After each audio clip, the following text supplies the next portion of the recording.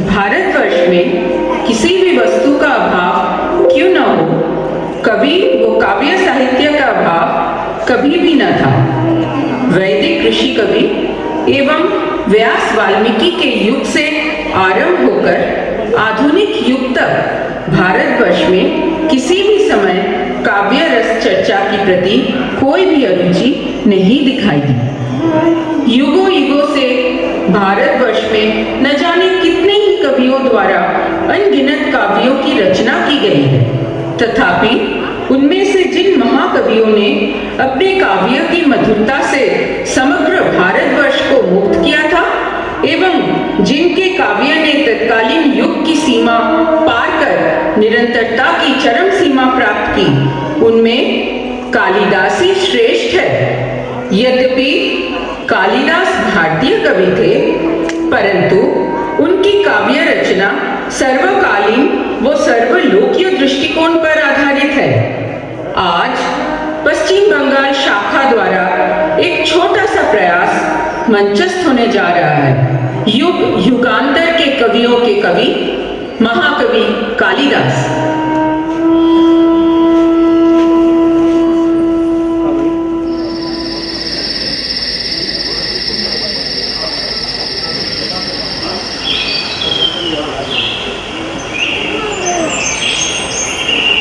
प्रज्ञा, अरे ओ प्रज्ञा, कब तक सोती रहोगी?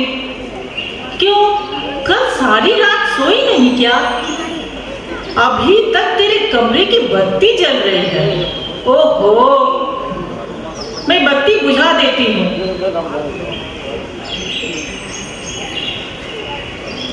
अरे उठ जा, अब तो उठ जा, चल चल। अरे उठ, चाय पी ले, मैं लाई हूं चाय तेरे लिए। हाथ मुंह धो ले। अरे तुमको जाना है ना आज? 9:30 बजने को आया है। नहीं माँ। अरे चलो, मैं ब्रेकफास्ट लगा रही हूँ, आ जाओ, टेबल पर आ जाओ। अब आज मैं नहीं निकलूंगी माँ। अरे आ जा बेटा, चल चलो, उठो उठो। बहुत थकान सी हो रही है। सोच रही हूँ आज घर पर बैठकर ही थीसिस का काम कर लूं। क्यों रे, तू फिर से उसको लेकर शुरू हो गई? ओहो, मैं देख रही हूँ तू कई दिनों से उस लेख को लेकर दौड़ भाग कर रही है। उसको? मतलब किसको? अरे वही, वो जो तू कह रही थी ना कि तू इस बार एक बहुत बढ़िया विषय पर लेखा जोखा करने की सोच रही है। हाँ माँ जानती हो, इसके विषय में मैं जितना पढ़ रही हूँ, जान रही हूँ, उतना ही सोचती हूँ कि हम लोग कितना कम जानते हैं। अभी भी कितना कुछ जानना बाकी है। तुम या मैं या फिर हम सभी लोग जो भी जानते हैं, वो तो केवल लोगों के मुख से सुनी बातें हैं। तो सुना ना, कालिदास के संबंध में और उनके जीवन की विभिन्न बातों के विषय में थोड़ा बताना, मैं भी थोड़ा सुन लूं। प्रज्ञा माँ, तुम सुनोगी उनकी जीवनी? जानती हो माँ, हमारे कवि गुरु उनके विषय में क्या कह गए हैं? कहा है, जीवन मंथन विष को स्वयं किए जान, अमृत जो निकला उसे कर गए दान। तो फिर सुनो उस अमर कवि की गाथा। कालिदास के बाल्यकाल के विषय में विशेष कुछ ज्ञात नहीं हो पाया, परंतु जितना ज्ञात हुआ, कालिदास अपने प्रथम जीवन में महामूर्ख थे। वे बचपन से ही उनकी सौतेली माँ के पास पले बढ़े। उनकी सौतेली माँ और सौतेला भाई उन्हें बिल्कुल भी पसंद नहीं करते थे, हमेशा गाली गलौज करते थे। उनकी मूर्खता के चलते ग्रामवासी भी उन्हें पसंद नहीं करते थे। वो बहुत अच्छी बांसुरी भी बजाते थे। उनके बचपन की एक साथी भी थी, खेलने की साथी, नाम पुष्पा।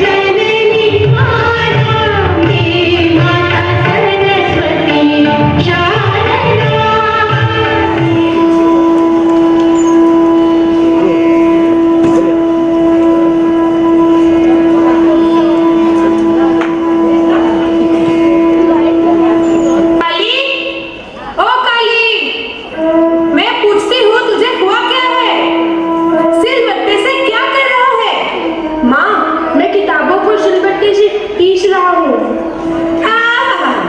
तो क्या मैं जान सकती हूँ कि तू क्यों अपने किताबों को सिलबट्टे से पीस रहा है? वो पुष्पा ने जो कहा है किताबों को घोल कर पी जाने को, तभी तो किताबों को सिल पर पीस रहा था। अच्छा माँ, इन किताबों को घोल कर पी जाने के लिए मुझे तुम थोड़ा सा गुड़ दोगी? गुड़ क्यों?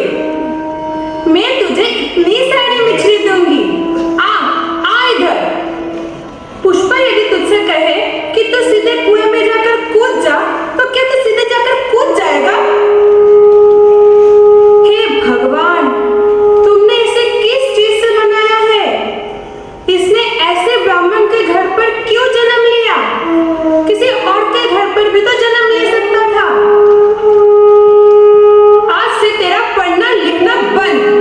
जंगल में जाकर लकड़ी काट, गाय बकरियों को चरा, कुछ भी कर, मैं देखने भी नहीं आऊंगी।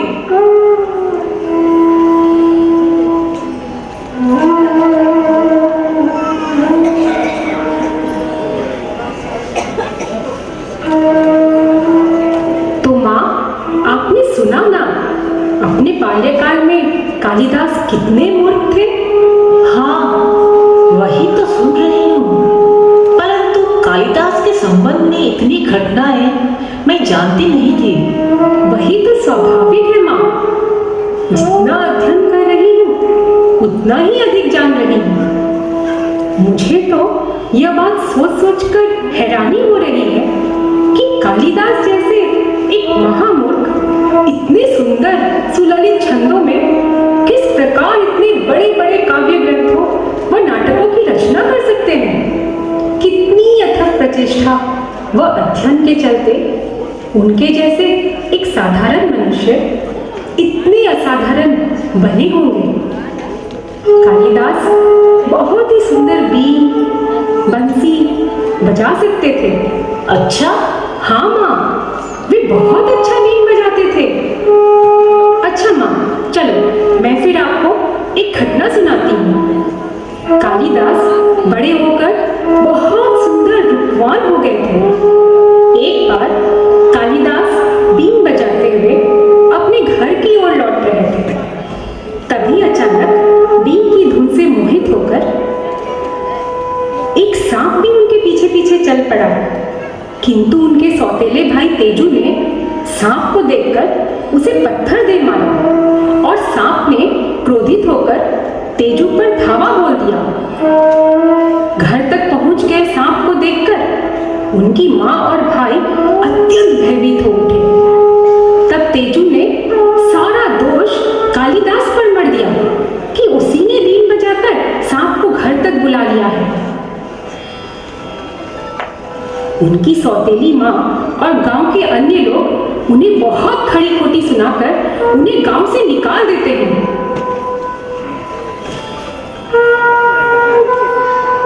परंतु राह में उनकी भेंट पुष्पा से हो जाती है और पुष्पा भी हट पकड़ लेती है कि वो भी कालिदास के साथ ही गांव छोड़कर चली जाएगी।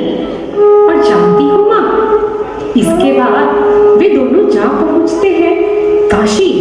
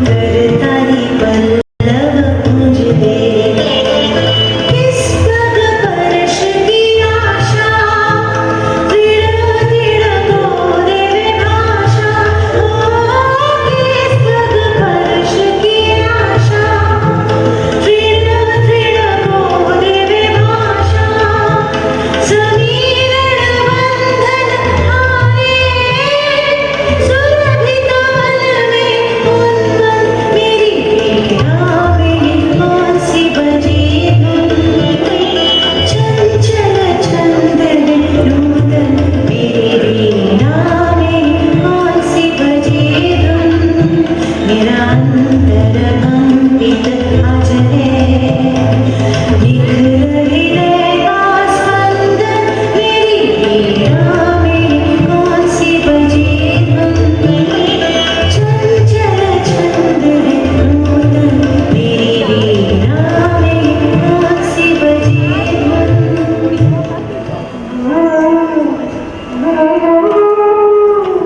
तुम वहां क्या कर रही थी और तुम्हारा नाम क्या है? अरे वाह, तुम्हारी टोकरी में कितनी सुंदर फूलों की माला है। राजकुमारी, मेरा नाम पुष्पा है। मैं मालिन हूँ। पथ में घूम घूम कर माला बेचती हूँ। आप लोगों के नाचने गाने की आवाज सुनकर रुककर देखने लगी थी। ठीक है पुष्पा, आज तुम मुझे सजाओगी।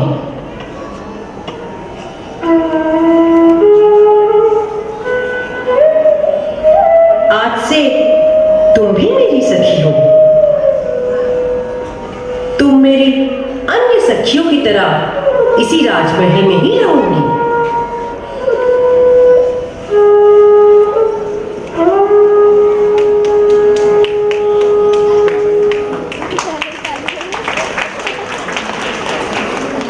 शर्त रखी है कि जो व्यक्ति उन्हें तर्कशास्त्र में पराजित कर पाएगा वो उन्हीं के गले में वरमाला प्रदान करेंगी।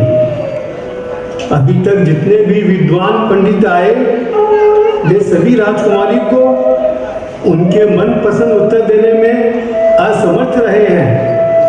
महाराज, इस प्रकार तो समस्त विद्वत समाज राजकुमारी के प्रति अत्यंत क्षुब्ध हो जाएंगे और बाद में उनका विवाह करवाना बहुत कठिन हो जाएगा।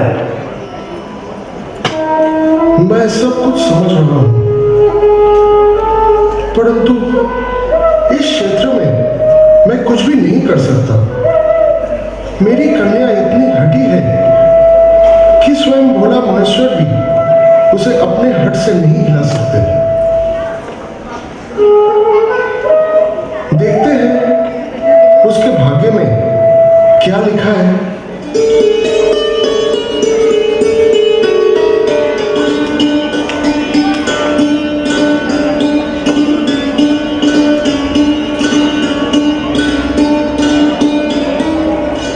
हे गुणीजन, आप लोग अवश्य इस स्वयंवर सभा के नियम से भली भांति अवगत होंगे। तथापि मैं एक बार और आप लोगों की सुविधा हेतु स्वयंवर सभा के नियमों से अवगत करवाता हूं। जो भी राजकुमारी को तर्क शास्त्र में पराजित करेंगे, राजकुमारी उन्हीं के गले में वरमाला प्रदान करेंगी और जो लोग पराजित होंगे उन्हें राजमहल के किसी भी एक कार्य में नियुक्त होना पड़ेगा। क्या आप सभी को यह शर्त स्वीकार है? हाँ, हम स्वीकार करते हैं। अति उत्तम। राजकुमारी, प्रश्न पूछिए। मनुष्य के जीवन में क्या अधिक महत्वपूर्ण है, कर्म या भाग्य? भाग्य।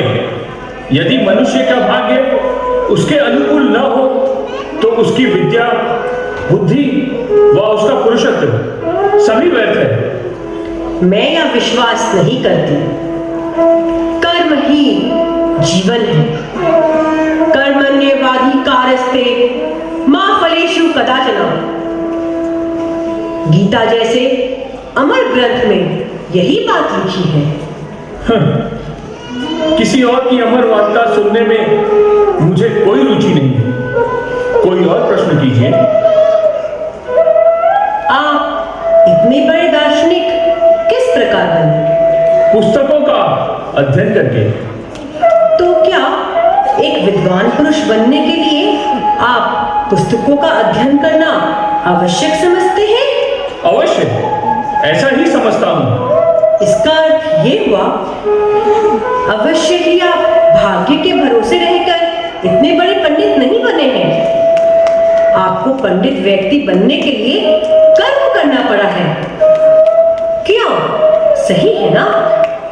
आपने सही कहा है, परंतु भाग्य ही बलवान है, इसका प्रमाण भी मैं दे सकता हूं। महर्षि वशिष्ठ ने राम व सीता के वैवाहिक क्षण का निर्धारण किया था, एवं वह ऐसा ही था कि उनके बीच विच्छेद का कोई अवकाश ही न था। तथापि सीता को राम से विच्छेद होना ही पड़ा। तो क्या ये भाग्य की परिणति न थी? आज तक कभी कोई सोने का हिरण ना ही जन्मा है और ना ही कभी जन्मेगा। उसी सोने के हिरण के पीछे भागना राम का कर्म था और उसी कर्म के फलस्वरूप उन्हें सीता को खोना पड़ा। मनुष्य के अच्छे व बुरे सभी कर्मों का फल उसे भुगतना ही पड़ता है। आप तो ऐसे चुप कर गए जैसे कि आप जन्म से ही गूंगे हैं। तो मैं अब आपसे अंतिम प्रश्न पूछूंगी। यदि आप उसका सही उत्तर देने में अक्षम रहे तब आपको अपनी हार स्वीकार करनी पड़ेगी। प्रश्न है, आपके यहाँ आगमन का कारण क्या है? आपके साथ शास्त्र संबंध में तर्क करना। और इस तर्क करने का यही तो अर्थ है ना कि आप मुझे तर्क में हराकर मुझे अपना जीवन साथी बनाना चाहते हैं। ये तो यहाँ उपस्थित सभी विद्वानों की ही एकमात्र कामना व इच्छा है। दूसरों की बात रहने देते हैं, आप अपनी राय व्यक्त कीजिए। अर्थात आप यहाँ पर तर्क रूपी कर्म करके मुझे जय करने आए हैं। आपको तो यहाँ आने की कोई आवश्यकता ही नहीं थी, क्योंकि आप तो भाग्य विश्वासी हैं।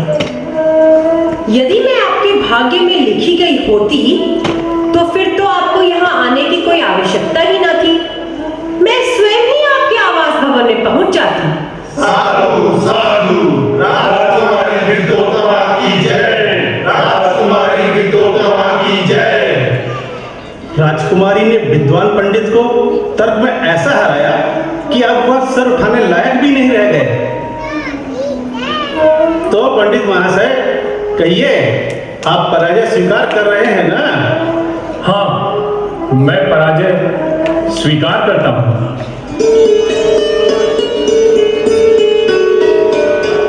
राजकुमारी ने तर्कशास्त्र में हरा दिया। इससे पंडित मंडली अत्यंत क्रोधित हो उठी, विशेषकर वरारुचि। उन्होंने सोचा कि राजकुमारी के अहंकार को भंग करने का समय अब आ गया है, परंतु मां वह अब वृद्ध हो गए थे। इसलिए राजकुमारी के साथ तर्क करके उन्हें हराकर उनका अपमान करना वे नहीं चाहते थे, परंतु उनके अहंकार के दमन के लिए उन्हें उचित दंड देना चाहते थे। फिर क्या हुआ? वरारुचि ने तब क्या किया रे? बताती हूँ ना माँ। इसके बाद एक दिन वरारुचि जंगल से गुजर रहे थे तो उन्होंने देखा कि एक व्यक्ति वृक्ष की जिस डाली पर बैठा है उसी को ही काट रहा है।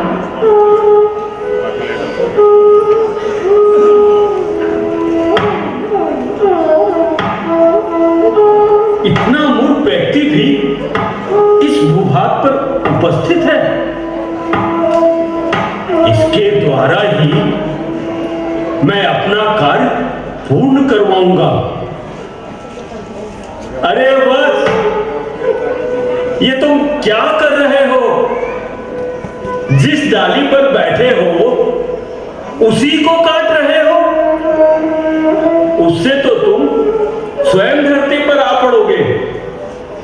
अरे हाँ, ये तो सही कह रहे हैं।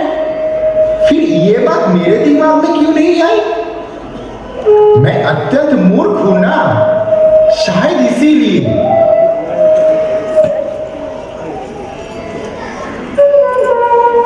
हे महर्षि, मैं महामूर्ख हूं, इसीलिए मुझे मेरे गांव से सबने धक्का देकर निकाल दिया है। मेरी बहुत दिनों से यह इच्छा है कि मैं महापंडित बनूं। ठीक है, मैं तुम्हारी मनोकामना पूर्ण करूंगा। मैं तुम्हारे साथ राजकुमारी का विवाह करवाऊंगा। यहाँ की राजकुमारी अत्यंत विदुषी, ज्ञानी एवं रूपवती है। यदि उनके साथ तुम्हारा विवाह हो जाए तो तुम राजकुमारी से विद्या अर्जित कर सकोगे और तब तुम बहुत बड़े ज्ञानी पंडित बन सकोगे।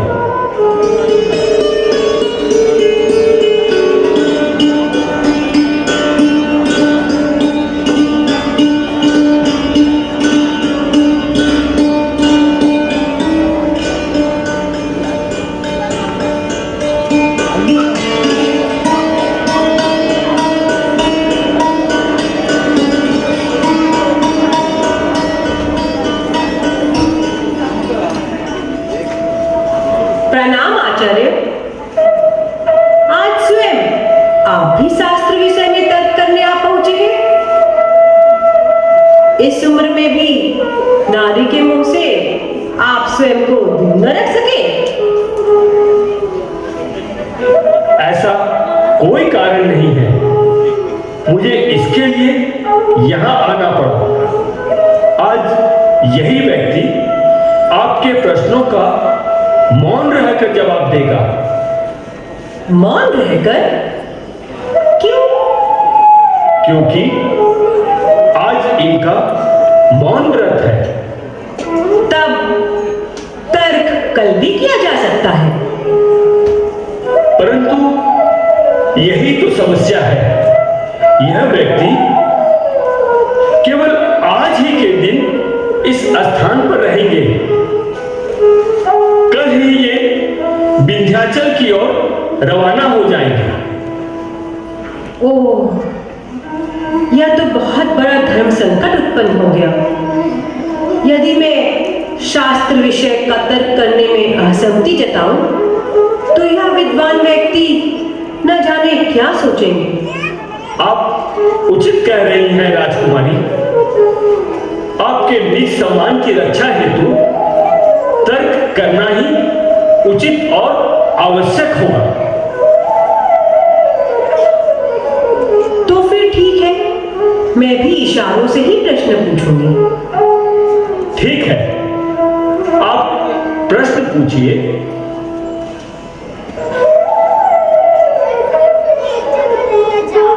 ये क्या बता रहे हैं? शांत हो जाइए, सब लोग शांत हो जाए। राजकुमारी ने प्रश्न पूछा है कि क्या ब्रह्म एक है? इसके उत्तर में मेरे शिष्य ने 2 उंगलियां दिखाई हैं, जिसका अर्थ हुआ कि ब्रह्म अवश्य एक ही है, किंतु उनके स्वरूप 2 हैं। एक है निराकार, जो दृश्यमान नहीं है, और दूसरा स्वरूप है साकार, जो कि दृश्यमान है। मैं आपके शिष्य की बुद्धि व ज्ञान से अत्यंत आनंदित व हर्षित हुई हूँ। मुझे मेरे प्रथम प्रश्न का सटीक उत्तर मिल गया है, परंतु अभी मेरा एक और प्रश्न बाकी है।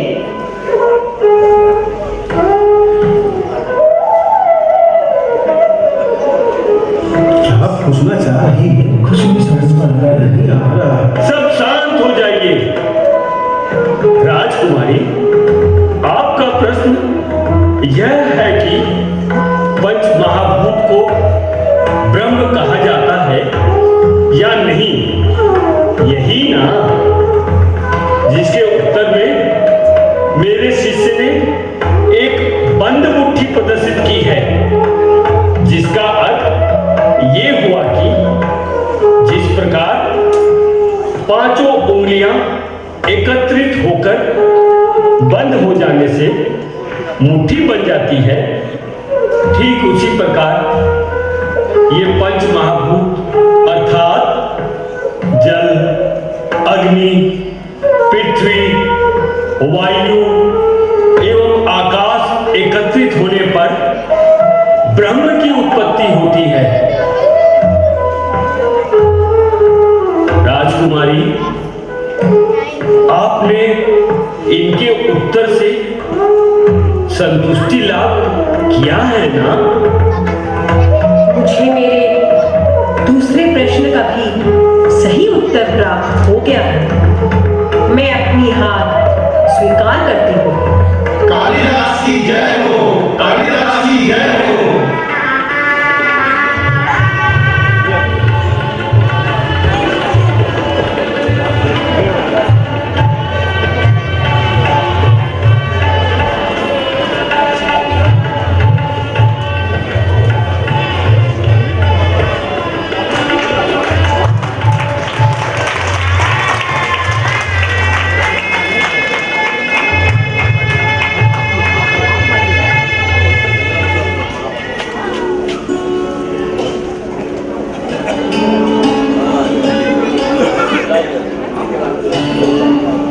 यहाँ तो बहुत गर्मी है।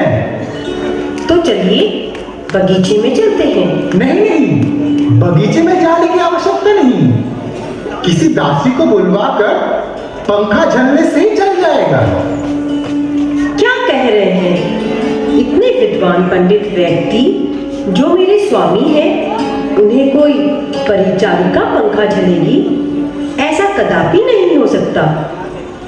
चलिए आप विश्राम कीजिए, मैं आपको पंखा झलती हूँ। अरे हाँ, विद्वान शब्द से याद आया, तुम कब से मुझे विद्यादान करोगी, जिससे मैं महान विद्वान पंडित बनकर स्वयं को समाज में प्रतिष्ठित कर सकूं। इसलिए तो महर्षि ने तुम्हारे साथ मेरा विवाह संपन्न करवाया है। अर्थात क्या आप मेरे साथ परिहास कर रहे हैं? मैं तुम्हारे साथ परिहास क्यों करूंगा? मैं तो महामूर्ख हूं। अच्छा, वहां बाहर वो किसकी आवाज है? वो तो उष्टू की आवाज है। क्या? किसकी आवाज? अरे बाबा, वो तो उष्टू की आवाज है। अर्थात महर्षि भारुजी ने छलपूर्वक एक महामूर्ख के साथ मेरा विवाह करवा दिया है, जिससे कि वे प्रतिशोध ले सके। तुम मेरे साथ रहने के योग्य नहीं हो। तुम तो अत्यंत मूर्ख हो। परंतु फिर तुमने मेरे प्रश्नों का सटीक उत्तर किस प्रकार दे दिया? तुमने जब मेरे सामने एक उंगली उठाई, तब मैंने दो उंगली उठाई थी। अर्थात यदि तुम मेरा एक आंख फोड़ दो, तो मैं तुम्हारी दोनों आंखें फोड़कर अंधा कर दूंगा। उसके बाद दूसरे प्रश्न में जब तुमने पांचों उंगलियां मेरी ओर दिखाई थी, मैंने उसके उत्तर में तुम्हें बंद मुट्ठी दिखाई थी। इसका अर्थ यह था कि तुम यदि मुझे चपेट लगाओ तो मैं तुम्हें मुक्का मार के तुम्हारा दांत तोड़ दूंगा। हाँ, वास्तव में एक महामूर्ख हो तुम। तुम्हें तो इस पृथ्वी पर जीवित रहने का भी कोई अधिकार नहीं। तुम इस पृथ्वी पर केवल एक बोझ मात्र हो। मैं तुम्हारा चेहरा भी नहीं देखना चाहती। जाओ, निकल जाओ यहां से, अभी निकल जाओ। राजकुमारी, काली आपके स्वामी है और उनके साथ ऐसा व्यवहार ये उचित नहीं है। पुष्पा, तू मेरी प्रिय सखी होकर भी उस मूर्ख का पक्ष ले रही है। तुझे भी अब यहाँ काम करने की कोई आवश्यकता नहीं। तुझे भी मैं आज यहाँ से बहिष्कृत करती हूँ।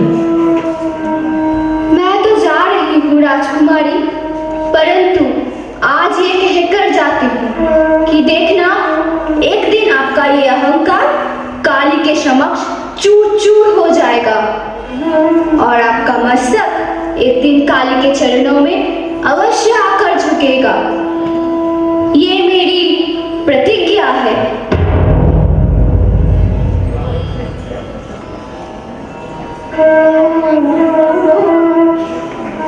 जीवन इस प्रकार नष्ट हो जाएंगे। मैंने तो ये सोचा था कि काली के साथ विवाह सूत्र में बंधकर राजकुमारी का अहंकार कुछ कम होगा, परंतु नहीं, ऐसा नहीं हुआ। नहीं महर्षि, 2 नहीं 3 जीवन नष्ट हो गया। क्या इसका अर्थ है तू काली से प्रेम करती है और ये मुझसे अनजाने में कितनी बड़ी भूल हो गई। राजभवन से निकलने के बाद कालिदास ने सोचा अब वो अपना जीवन त्याग दे। ऐसे जीवन का कोई लाभ नहीं। यह सोचकर जब वह नदी में कूदकर आत्महत्या करने जा ही रहे थे, तो ऐसे भी न जाने कहां से एक मेमना कालिदास के सामने पानी में छलांग लगाकर गिर पड़ता है। तब कालिदास उसे पानी से उठाकर गोद में लेकर कहते हैं, अरे तू क्यों मेरा राह रोक रहा है रे? तभी अचानक पीछे से कुछ लोग आकर उसे कहते हैं कि वो उस बकरी को इन्हें लौटा दे, क्योंकि वो बलि का बकरा है।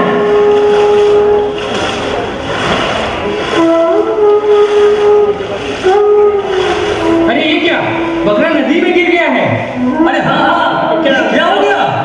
अरे वो देखो, कोई व्यक्ति उसे बचाने की चेष्टा कर रहा है। चलो देखते हैं। अरे हाँ चलो, उसे नदी से निकाल कर लाते हैं। हाँ चलो।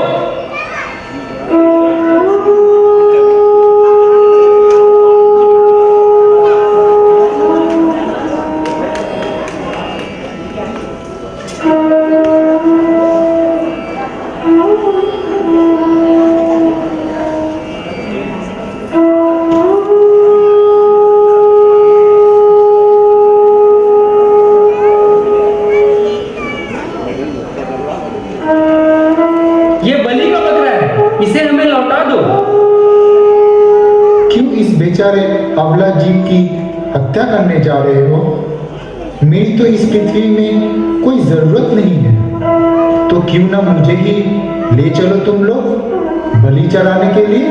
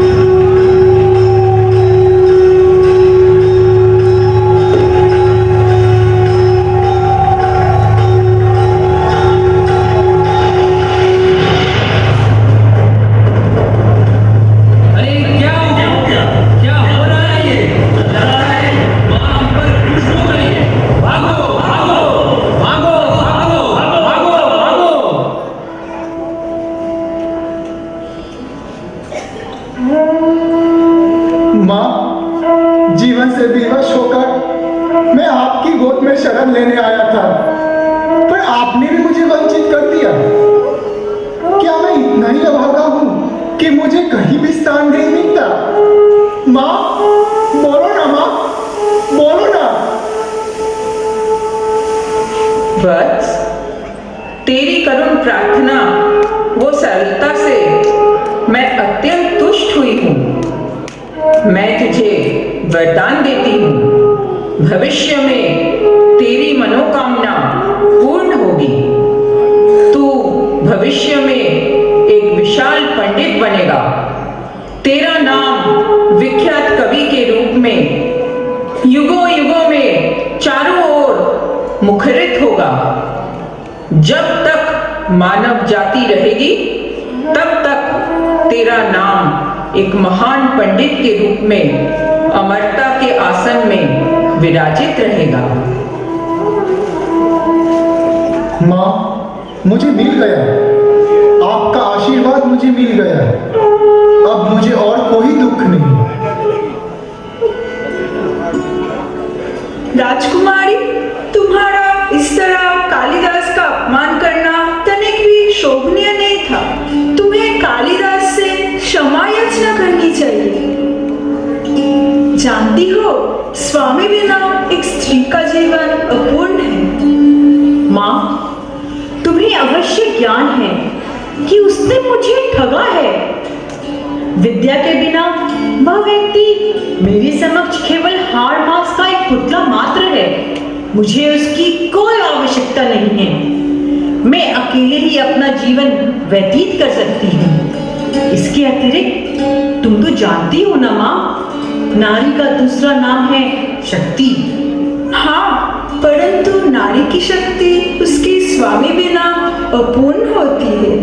अपना जिद छोड़ दो पुत्री, तुम बहुत बड़ी भूल करने जा रही हो। बाद में पश्चाताप करने पर भी कोई उपाय नहीं रहेगा। काली माँ का आशीर्वाद प्राप्त हुआ है। अब सरस्वती माँ का वर और माँ काली के आशीर्वाद से प्रयत्न करने पर मैं अवश्य ही विद्वान बन सकूंगा।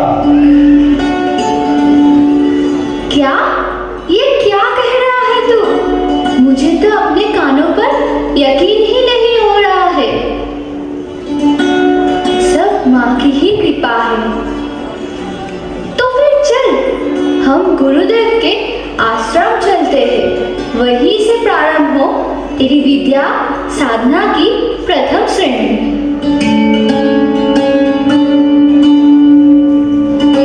तुम्हें क्या लगता है माँ, विदुरमा जैसी एक अहंकारी और हठी राजकुमारी केवल अपनी माँ की बात सुनकर इतनी सहजता से मन परिवर्तन करके अपने स्वामी के पास लौट जाएंगी? नहीं, वो नहीं गई। वो अपने अहंकार और हठ को नहीं त्याग सकी। कैसे करती? एक तो राजकुमारी, ऊपर से विदुषी भी।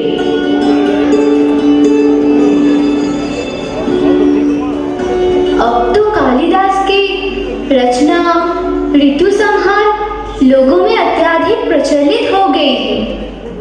इतनी सुललित छंद और सुमधुर शब्दों की सभी प्रशंसा कर रहे हैं। सुना है कि काशी में विशाल कवि सम्मेलन का आयोजन हो रहा है।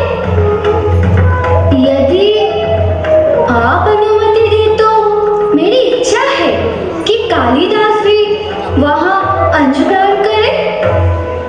क्षमा करें गुरुदेव, परंतु मैं अभी भी उस विशाल कवि सम्मेलन में अंशग्रहण करने की योग्य नहीं बन पाया हूँ। पहले मुझे वहाँ के विद्वानों व पंडितों की भांति और अधिक ज्ञानी बनना है। तब जाकर कभी योगदान करने की सोच सकता हूँ। यह तो समय ही बताएगा कि तुम कितने योग्य हो। उसके अतिरिक्त तुमने जो ऋतु संहार कविता की रचना की है, उसके चलते आज से तुम कवि कालिदास के नाम से जाने जाओगे। तुम्हारी रचित यह कविता ही तुम्हारे इस काव्य शक्ति को प्रमाणित करने में सक्षम है। तुम इस सम्मेलन के लिए सहमत हो जाओ और प्रस्थान करने की तैयारी करो। कवि कालिदास उनकी प्रथम रचना ऋतु संहार सबको सुनाते हैं। हर कोई धन्य धन्य कर उठते हैं। यह सूचना राजकुमारी विदुत्मा के कानों तक भी जा पहुंचती है, क्योंकि राजकुमारी की ही एक सखी चंपा कालिदास की कविता ऋतु संहार को गुनगुना रही थी। कविता सुनकर राजकुमारी के मन में कौतूहल जागता है कि इतनी सुंदर कविता किसकी रचना है। तब वो सखी से पूछती है कि इतनी सुंदर कविता उसने कहाँ सुनी है और इस कविता की रचना किसने की है। सखी के मुख से कवि कालिदास का नाम सुनकर राजकुमारी विचलित हो जाती है। बेचारी राजकुमारी, यदि वह शुरू से कालिदास की इतनी अवहेलना ना करती और उनका इतना अपमान ना करती, तो शायद उन्हें आज ये दुख ना उठाना पड़ता। किंतु माँ, ये भी तो सोचो कि यदि कालिदास को राजकुमारी से इतनी अवहेलना न मिलती और इतना अपमान व तिरस्कार न मिलता, तो आज वे इतने महान कवि कालिदास नहीं बन पाते। इसके बाद राजकुमारी अत्यंत अधीर हो उठी कालिदास से भेंट करने के लिए। इधर दूसरी ओर कालिदास और पुष्पा भी अपने आश्रम लौट गए।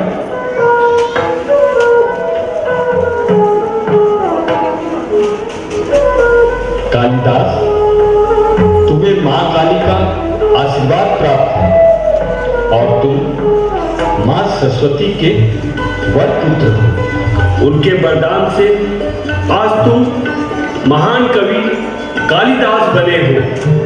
इसीलिए मैं नहीं चाहता कि तुम अपना सारा जीवन इस कुटीर में ही व्यतीत करो। मैं चाहता हूं समस्त जगत भर में तुम्हारा नाम फैले, तुम्हारी यह काव्य शक्ति सारे संसार जगत में प्रसारित व प्रचारित हो। मैं चाहता हूं तुम्हारा नाम अनंत काल के लिए अमर हो जाए। आप आशीर्वाद करें कि ऐसा ही हो गुरुदेव। काली, मैं बात कहना चाहता हूं। जब तुम इतनी दूर आ ही गए हो, तो एक बार राजकुमारी से साक्षात्कार तो करके आ सकते हो। कभी नहीं। क्या कभी सागर नदी के पास चलकर जाता है? नहीं, नदी को ही सागर के पास आना पड़ता है। ये मेरी प्रतिज्ञा थी कि एक दिन राजकुमारी स्वयं आकर कालिदास के चरणों की धूली अपने माथे पर सिंदूर के रूप में लगाएंगी।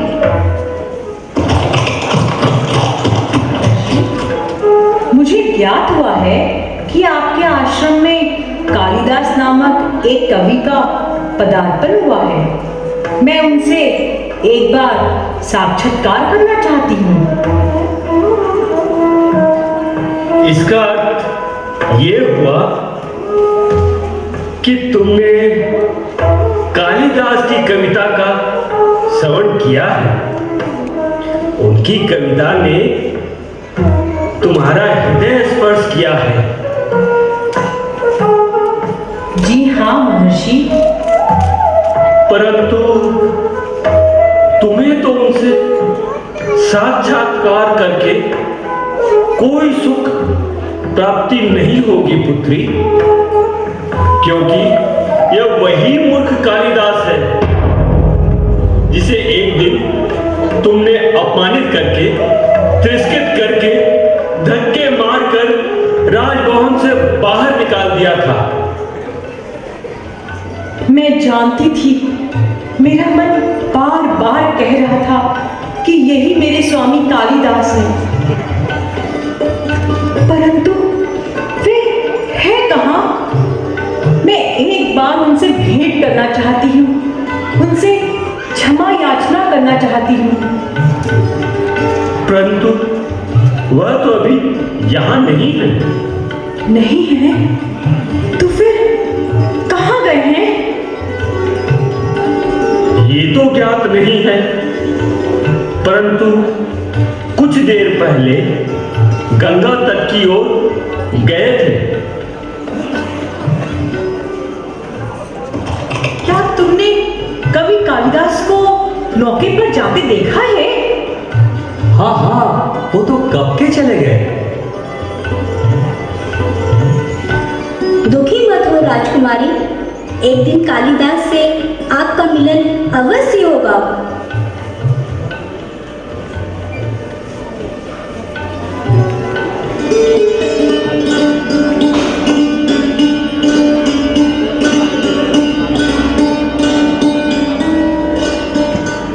महामंत्री, सभा कार्य प्रारंभ किया जाए। आज महाराजा विक्रमादित्य की कन्या का जन्म दिवस है, इसलिए उनके जन्म दिवस के उपलक्ष्य में जो व्यक्ति सर्वाधिक सुंदर कविता की रचना कर सकेगा उसे पुरस्कार स्वरूप 1 लाख स्वर्ण मुद्राएं दी जाएंगी और साथ ही उन्हें राजकवि के सम्मान से सम्मानित भी किया जाएगा। क्या यहाँ ऐसा कोई भी व्यक्ति नहीं है जो इस पद के योग्य बन सके? महाराज, कवि कालिदास आपके दर्शन के प्रार्थी हैं। कवि कालिदास, ऋतु संहार के रचयिता, उन्हें शीघ्र ही अत्यंत सम्मान सहित राज्यसभा में लाया जाए। यथा आज्ञा महाराज।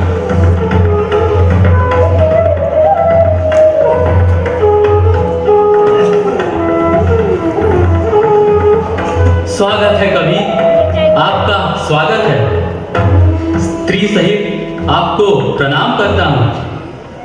ये मेरी स्त्री नहीं है महाराज, ये मेरी बाल्य सखी है। क्षमा करना कवि, एक साथ देखकर भ्रम हुआ है। कवि, आपने तो आज की इस सभा का उद्देश्य सुना ही होगा। जी हाँ, सुना है। पथ में आते समय लोगों के मुख से सुना है। तो फिर आप ही एक कविता की रचना कीजिए ना।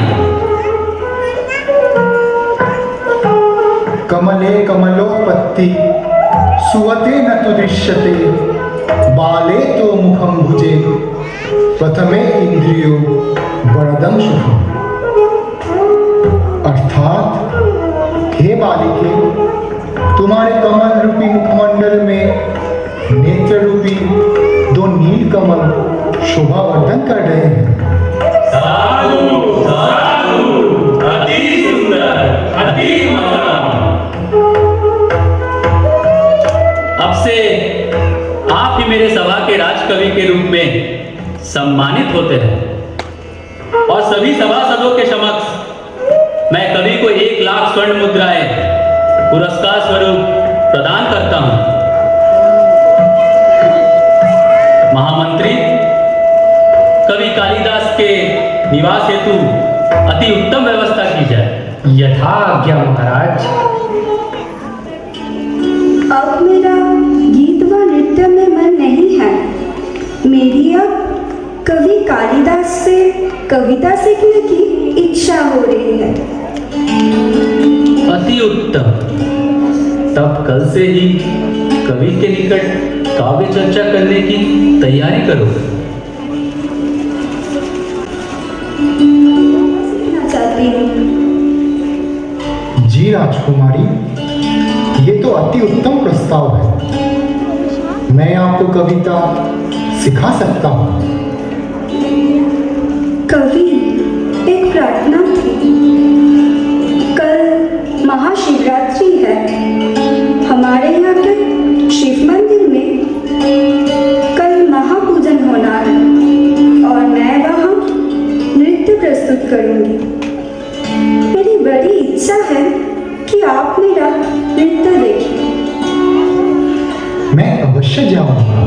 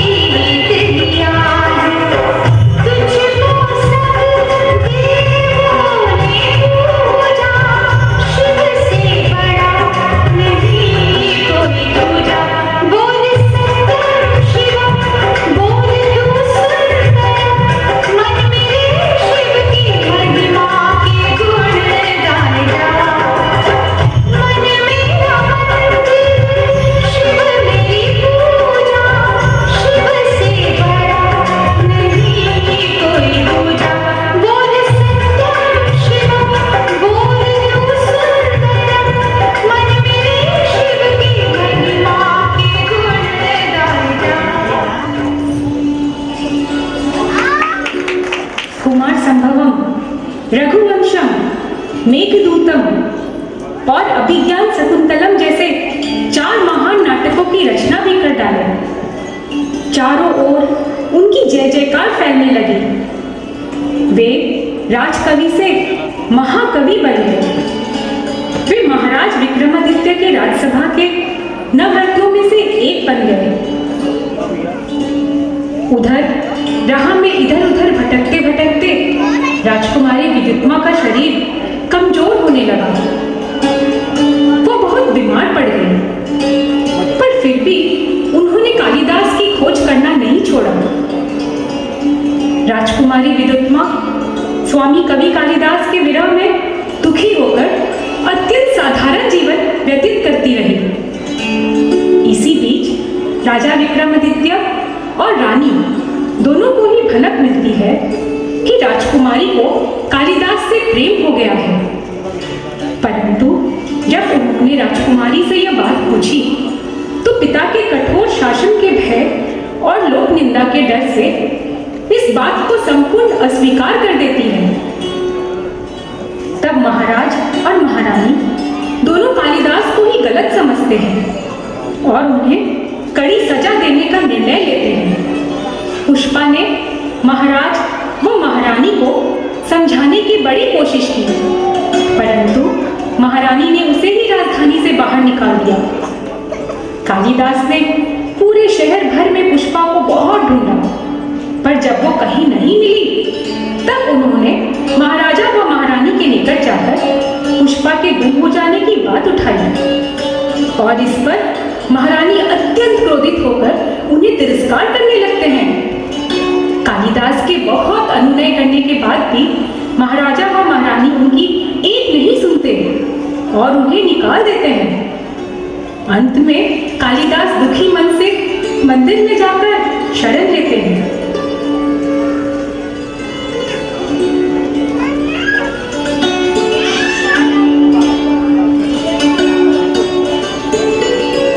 कवि, मैंने बहुत बड़ा मैं समझ नहीं पाई थी, परंतु मेरे अन्याय के कारण आपको सजा क्यों मिले, ये तो उचित नहीं हुआ। राजकुमारी, ये सब बातें अब रहने दीजिए। आप ये सब बातें भूलकर पुनः नए तरीके से अपना जीवन शुरू कीजिए।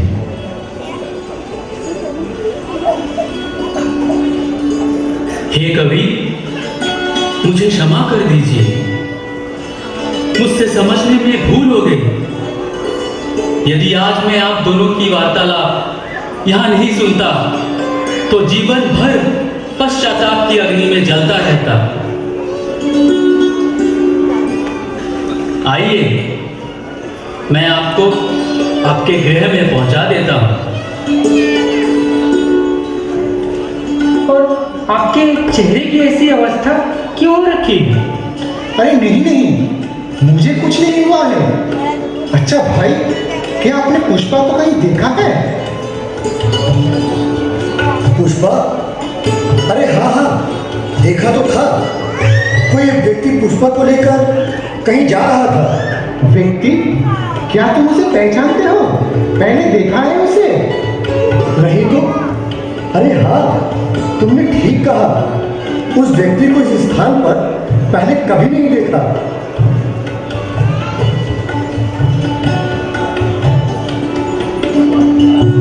अरे कालिदास, तुमसे एक बात कहनी थी। मैंने पंडित शिवनाथ को पुष्पा को लेकर शिप्रा नदी की ओर जाते देखा, तो संदेहवश मैं भी उनका पीछा करने लगा। फिर क्या देखता हूँ कि उन्होंने पुष्पा को बेहोश करके धक्का मारकर शिप्रा नदी में ढकेल दिया। अतः मैं शीघ्रता से यह समाचार तुम्हें पहुंचाने तुम्हारे ही निकट आ रहा था। अच्छा हुआ तुमसे राह में ही भेंट हो गई। क्या क्या कहा? तनिक मेरे साथ शिप्रा नदी के तट पर चलो तो। हाँ हाँ कालिदास, चलिए।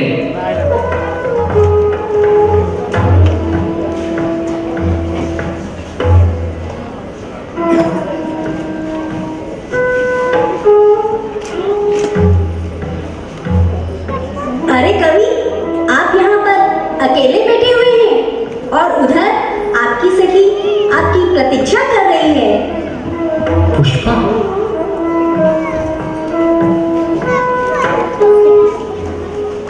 पुष्पा? ए पुष्पा? पुष्पा? राजकुमारी,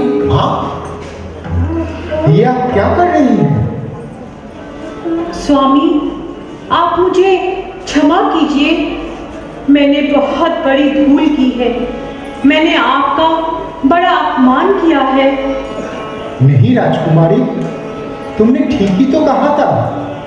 गुणीजन की पूजा की जा सकती है, परंतु मूर्ख व्यक्ति केवल हर मास का एक पुतला मात्र होता है। हे कवि, जिस अहंकारी राजकुमारी ने तुमसे ये बात कही थी वह आज मर चुकी है। आज तुम्हारे समक्ष तुम्हारी पत्नी खड़ी है। किंतु राजकुमारी, मैं तो तुम्हें अपनी पत्नी की दृष्टि से नहीं देखता। तुम मेरे लिए मेरे गुरु हो। यदि उस दिन तुम मेरा उस तरह तिरस्कार नहीं करती तो आज वो महामूर्ख कालिदास महाकवि कालिदास नहीं बन जाता। पति पत्नी का वैवाहिक संबंध अक्षय अमर होता है, इसे कोई विच्छिन्न नहीं कर सकता। अग्नि को साक्षी मानकर तुमने 7 शपथ लिए थे और 7 फेरे लिए थे। क्या वह सब मिथ्या है? क्या उसका कोई मूल्य नहीं तुम्हारे पास? अवश्य है, परंतु फिर भी मैंने तुम्हें कभी भी अपनी पत्नी के रूप में नहीं माना और ना ही आगे भी मान सकूंगा। मुझे क्षमा करना। आप मुझे क्षमा करो। ये क्या कर रही है? क्या कर रही है? क्यों मुझे पाप का भागी बना रही है? हाँ, स्वामी के पैरों को हाथ लगाना तो स्त्री का धर्म होता है, इसमें पाप कैसा? परंतु मैंने तो तुम्हें गुरु माना है। आप आवेग के वशीभूत होकर ऐसा कह रहे हैं? नहीं, मैं आवेग के वशीभूत होकर कुछ भी नहीं कह रहा हूं, बल्कि जिस दिन मेरा आवेग समाप्त हो जाएगा उस दिन मुझसे और काव्य भी नहीं निकल पाएगा, और उसी दिन होगी कालिदास की मृत्यु।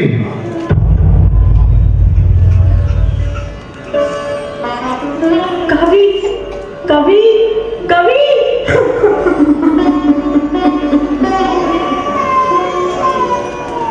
आज भी मेरी परीक्षा समाप्त नहीं हुई है चंपा, परंतु मैं उनका हृदय जीत कर ही रहूंगी।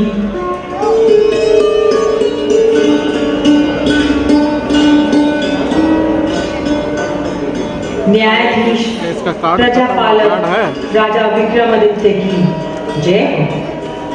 हाँ, तुम कौन हो देवी? जी मैं विद्योत्मा, काशी नरेश की कन्या। सुनो ना, 60 वाला बैग में ना, जी हाँ, सामने वाला चैन खोलेगा ना, राजकुमारी को अंदर में एक हम कार्ड उनका उचित आसन दिया है।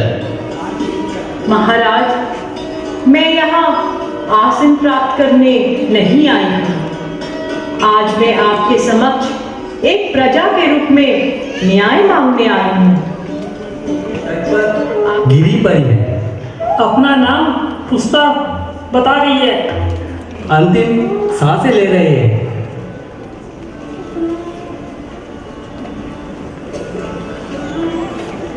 की सखी है, मेरी रचनाओं की प्रेरणा है। तू चली जाएगी तो मैं कैसे रह पाऊंगा? मेरी कविताओं की भी तो मृत्यु हो जाएगी। नहीं कवि, मैं तुम्हारी कविता की प्रेरणा कभी ना थी। तुम स्वयं ही इसकी योग्य थे। यदि मैं नहीं भी होती तब भी तुम्हारे मुख से कविता अवश्य निश्चित होती। तुम्हारी प्रेरणा राजकुमारी की भीतर जीवित रहेगी। मुझे वचन दो कवि, वचन दो कि मेरी मृत्यु के पश्चात भी तुम काव्य रचना करोगे। कवि, वचन दो कवि, वचन दो। कितनी पीड़ादायक है एक लड़की अपने जीवन के शुरू से लेकर अंत तक कालिदास की प्रेरणा बनी रही। मैं वचन देता हूँ पुष्पा, मैं मेरी प्रेरणा को मेरी कविताओं के माध्यम से जीवित रखूंगा। वचन देता हूँ, वचन देता हूँ। पुष्पा, पुष्पा, पुष्पा, पुष्पा।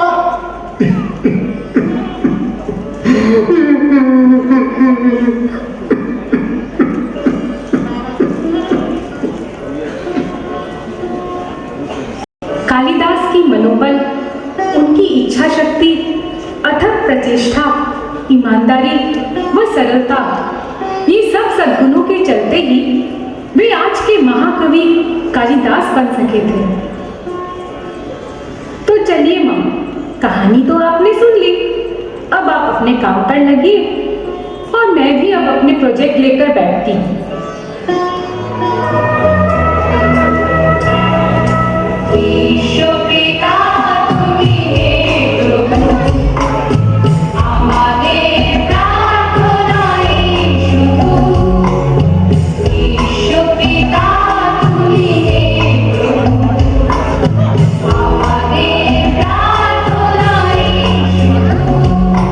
तो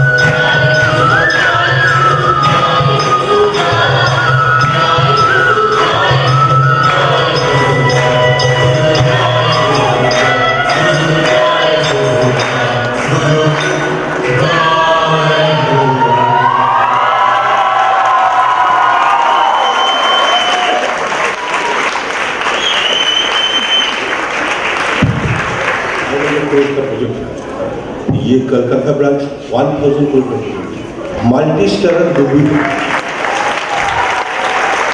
मल्टी स्टारर। सोचो, बड़े भैया छोटे भैया, बड़ी दीदी छोटी दीदी, बड़े जीजा जी छोटे जीजा जी।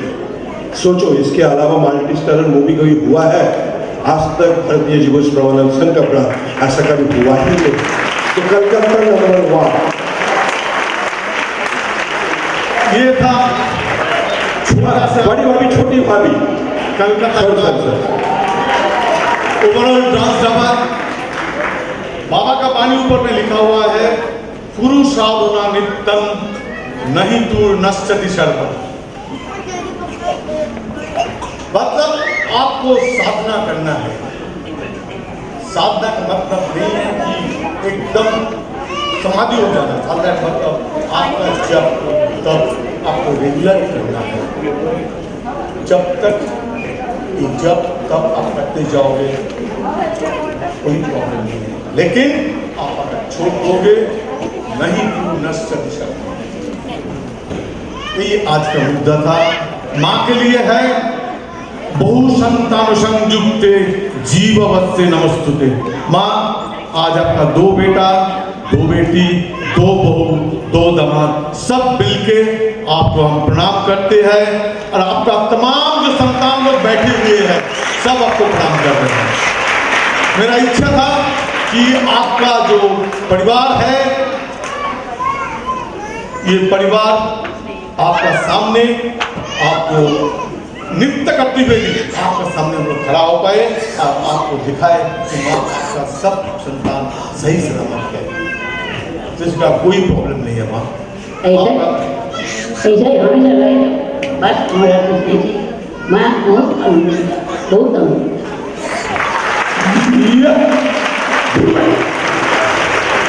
बाकी भाई बहनों, आप लोगों को कैसा लगा? ठीक लगा? ये खराब लगा?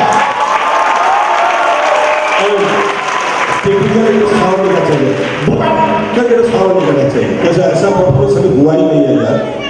4 जन का ऑपोजिट लोग मिलकर के डांस किया, वो भी लास्ट में क्या क्या सब मालूम नहीं। बड़े भैया बोले कि भाई ऐसा पहनो, बांध के रखो, कोरियोग्राफर बड़े बड़े भैया, ड्रेस डिजाइनर बड़े भैया, तो सब क्रिएटिव तो बड़े भैया के पास। उसके बाद बड़े भैया बोल रहे कि ऐसा करके डांस करो, ऐसा करके डांस करो। बताओ, अब तुम लोगों के पास बड़े भैया है, उसके बाद आप लीडर से कोरियोग्राफर का जरूरत क्या है? इसलिए उस बड़े भैया का जिसका एक कल्पना है उनको सलाम किया जाए। सब लोग बड़े भैया को जय बोले।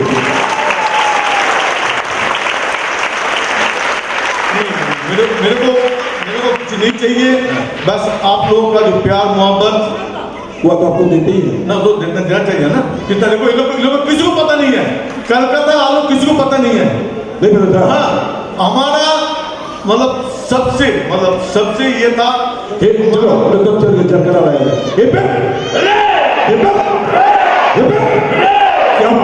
चलो चलो मिलते हैं शाम को 5 बजे। इसमें सबसे बड़ा चीज है हमारा जो डायरेक्टर मिस्टर गुड्डू भैया के सब कुछ है। आप देखिए, वो भी संघ का कलर पहन के आए हुए हैं।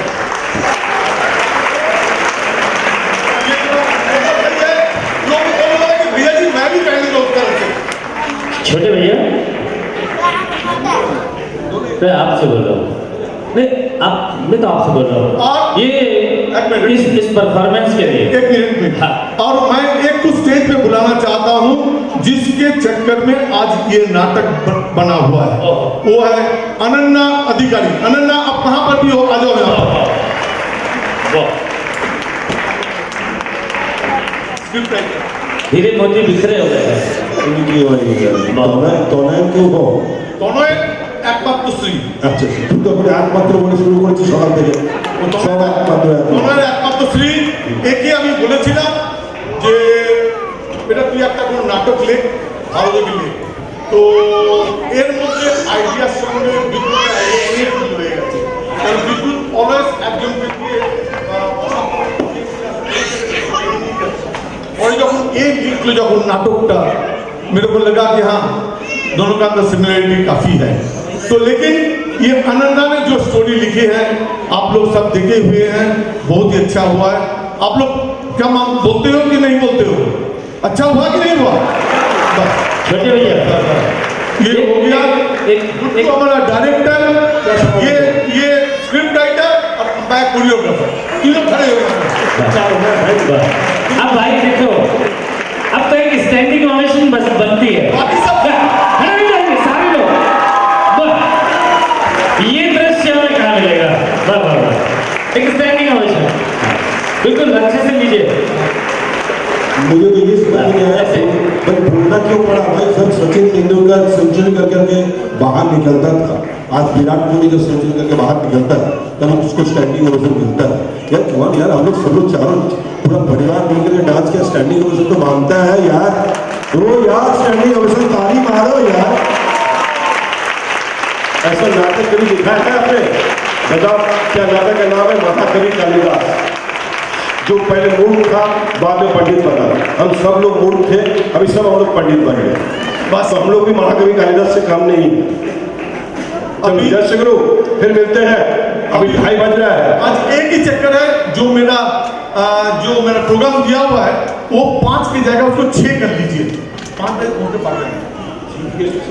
हाँ, थोड़ा लेट हो गए हैं। नहीं चेंज नहीं कर सकते भैया, आ जाएंगे, चीफ गेस्ट आ जाएंगे। चलो जल्दी करके अभी निकलो। अभी भाई प्लीज एक मिनट, माँ का प्लीज आप सबसे विनती है, बहुत ज़्यादा कष्ट होना पड़ता है, हमने उठाना पड़ रहा है आप लोगों को नाटक के चलते। घर से दोपहर में नींद बिना, खाने में लेट हो रहा है, सब कुछ हो रहा है, समस्या है, कष्ट है। फिर भी एक गुरु पूर्णिमा महोत्सव 3 दिन का हमारे भगवान, हमारे गुरु जी, हमारे पिताजी ने बना के गए हैं, उसका साथ दीजिए। बस कुछ भी हो जाए 3 दिन कष्ट उठाइए, हम सब लोग कष्ट उठाते हैं। देखिए हमारे चलते माँ भी कष्ट उठा रही है, माँ को उम्र काफ़ी हो रहा है, माँ तब से बैठी हुई है, इसलिए माँ 5 बजे आ जाएंगी। उसके पहले अभी 2 घंटा के अंदर में आप लोग खाना खा के यहीं पे आ जाएंगे। प्लीज़ 4:30 बजे तक आ जाइए। प्लीज़ सबसे विनती कर रहा हूँ, देरी मत कीजिए। देरी होने से उधर में सब कुछ देरी हो जाएगा। 2 नाटक है, बनारस है, जमशेदपुर है। प्लीज़ आ जाइए, प्लीज़ प्लीज़ प्लीज़ प्लीज़। जय श्री गुरु, जय श्री गुरु, जय श्री गुरु। जो लोग टाइम